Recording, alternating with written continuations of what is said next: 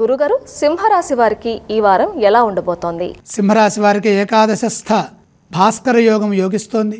అనగా సూర్యుడు ఏకాదశంలో ఉన్నారు. ఉద్యోగ ఫలితాలు బ్రహ్మాండంగా ఉంటాయి. సరైన కార్యాచరణను రూపొందించుకొని పనులు ప్రారంభించి ఒక్కొక్కటిగా పనులు పూర్తి చేయండి. కోరుకున్న ఫలితం వెంటనే సిద్ధిస్తుంది. క్రమంగా ఉద్యోగంలో ఎదుగుతారు. నూతన ప్రయత్నాలు సఫలమవుతాయి.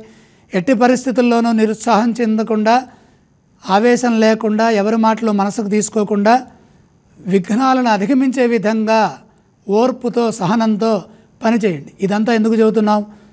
సింహరాశి వారికి అష్టగ్రహ దుష్టయోగం ఉన్నది. విఘ్నాలను అధిగమించాలంటే ప్రణాళికలు సిద్ధం చేసుకోవాలి. ఆత్మీయుల సూచనలు తీసుకోవాలి.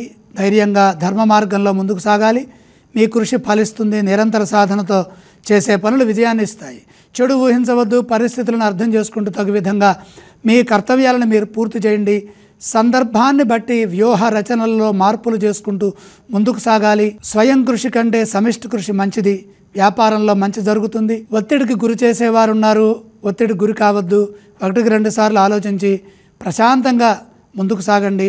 ఆర్థిక ఇబ్బందులు రాకుండా ప్రణాళికలు రచించండి. మేలు చేకూరుతుంది. సింహరాశి వారు ఏ స్తోత్రాన్ని పఠించాలి?